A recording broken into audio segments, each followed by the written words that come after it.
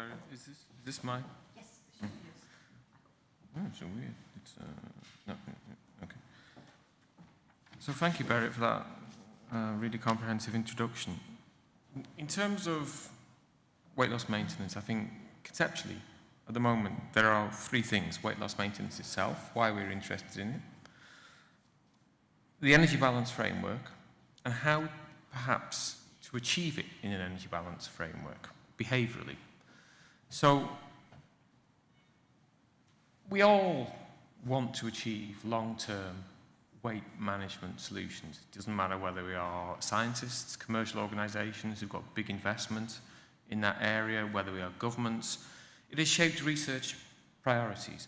And the reason why is because if you look at policy documents, governments recognise that most of us still die of non-communicable diseases, and a central pathway to non-communicable disease in which we can intervene is body weight. So if we can achieve sustained weight management, we can improve, hopefully, people's health well-being. And if we can keep that weight off for a long time, we can hopefully reduce the prevalence and development of non-communicable diseases. So, if you like, as professionals, we're all on board with this idea. Actually, the public is pretty on board with this idea too. You won't be necessarily surprised to hear that the CDC, 10 years ago, asked the US public, how often do you try to lose weight? 42% of the US public said at least once a year. A recent review and meta-analysis across the world by Santos et al., over 1 million people, concluded it's pretty much the same deal. In the NoHoW project, and I don't think Lizzie's going to talk about it today, she's going to talk about another aspect of the surveys and the observational work they've done, but we've done a 3-country survey and found pretty much the same thing. So a very significant proportion of the adult population claims that they are making some kind of weight control attempt with annual frequency, and for whatever reasons they get it wrong. It doesn't work out. And those reasons can be multiple and many. It can be stress and life events, it can be physiological compensation, which is a whole area we won't talk about today. It's the environment we live in. There's also a big component of having a lack of knowledge, a lack of skills, and subscribing to popular rather than evidence-based approaches. And know-how is really about evidence-based approaches. So we can see obesity as something that develops over the life course, and once it's there, it's a long-term condition. It's chronic, people attempt to do something about it, and they relapse. And when you have a long-term complex condition, there is no simple point cure. There is only management, which takes us to the issue of how do you help people manage that. And it's not just in Europe that we've had this issue. We've had this issue also in the US, where they've built a framework, a conceptual framework, to articulate in energy balance terms how appetite, hunger, motivation to eat changes, how physical activity components change in relation to weight loss. And that stuff brings you back to where you came from. And what they suggested is we need aspects of motivation, cognition, maybe a bit of pharmacotherapy to help people sustain those changes in energy intake and those changes in energy expenditure that will keep the weight off. And it's kind of a similar deal in what we're doing in NoHoW. People go through a cycle, they lose weight, they find it difficult, their efforts become sporadic, they relapse. So what we want to do is break that cycle.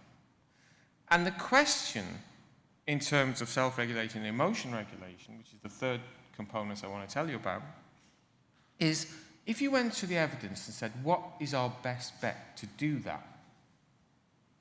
The answer would be the best prospective psychosocial predictors and behavioural predictors of longer-term weight loss are self-regulation of eating and activity behaviours. There's very suggestive, tantalising evidence out there that stress, emotion regulation, and enhanced well-being will enhance self-regulatory effects and enable us to better control eating. So if you want to build a toolkit to do this stuff, it should have self-regulatory content. It should have emotion regulatory content. It should help people with their motivation, because self-regulation is one thing. If they're not motivated, they don't self-regulate. And it should have some element of personalization, and we kind of covered that stuff last year, so I don't think we're going to go into it today. And the reason for doing it digitally is it'll be cheap, we can maximize scale, save ourselves a bunch of euros, and have a big impact. So we have built a toolkit that fits around those concepts. It comes in 4 versions. It contains aspects of self-regulation, aspects of emotion regulation, a combination of the two, because we have 3 hypotheses that self-regulation and or emotion regulation may influence weight and weight loss maintenance. They might interact, and you also need to test it against a control. So as Berit just suggested in a similar kind of slide, we built this innovation and exploitation pathway. And in that pathway, there's a whole work package where we try to understand who we are providing this toolkit for, what they need, the who, what, where, when, how of consumer engagement in weight management attempts. And that's been a very successful work package. Some of it was discussed last year in Portugal. Liz is going to show us some exciting new evidence from a longitudinal study of real weight loss maintainers this year. And Suzanne is going to tell us about the actual experiences of real people engaged in self-regulatory approaches. So we kind of did our homework before we built this toolkit. And we went to the literature, and we theoretically informed the content. So we built logic models which allow us to understand, or to project at least, or predict how the behavior change approaches we have got are going to impact on specific aspects, and using defined constructs to have expected outcomes, or indeed unexpected outcomes. And building that toolkit took 2 years. A lot of testing and retesting. And we got to the point where we can now test the toolkit for a formal randomized control design. And we're at that point now. We are past the baseline measures for all participants, and by March next year, we will be at the 12-month primary outcome point. And that means we can then unlock the data set, crunch all our numbers, build our statistical models, and think about how we can take that stuff we learned and exploit it through commercial approaches. So we built our toolkit, 4 versions. If you're going to build a toolkit in 4 versions and you want to test it in a trial, you've got to have 4 arms to your trial, and the best way to do that is through a 2x2 factorial design. So that's what we did. And then we recruited 1,600 people in 3 different countries, split across 3 different countries, not 1,600 in each one. And the idea is they had to have achieved clinically significant weight loss. So Ina and Christiana will tell us a little bit about the baseline data. We cannot show you any data for outcomes beyond that at the present time, because we haven't unlocked the data set. So they go for this. Oh, I got a pointy thing. I got a pointy thing. Screen them. They go for a 6-month active intervention, which each week of the active intervention has toolkit content, and depending on which arm you're in, that content is different. So the control has got generic content. They don't really like that. They're not fools. They know it's not that good. The combined arm has self-regulation and emotion regulation. And then at the end of this 6-month active intervention, there's another 12-month follow-up where their toolkit usage is discretionary, and the technology partner VTT is allowing us to collect all the metadata on what they're doing, how they're doing it with the components of the toolkit, which is going to be very useful in understanding how specific components actually shake out in influencing behavior change later on, or not. So 3 European countries, as Barry said, 1,600 people who had to have a BMI at least 25 before they kicked off, and to have lost at least 5%, and we'll see how they did in a few moments. So we built a toolkit, we've got a trial. Trials have primary and secondary outcomes. Obviously, the primary outcome in this trial is weight. And in weight loss maintenance trials, to me at least, the literature looks like they don't have massive effects. So one of the really exciting things about NoHoW is the way we built that toolkit, the logic models, the 2x2 design, because it allows us to examine a whole range of secondary outcomes. So if it is the way of things that effect sizes, whatever you do, tend to be modest or moderate, then you have to start asking, how can we do this differently? And the way we might be able to do this stuff differently could be by understanding who uses which components and how do those components affect certain outcomes. Do emotional people prefer emotion regulation interventions? Or some people much more geared toward self-regulation?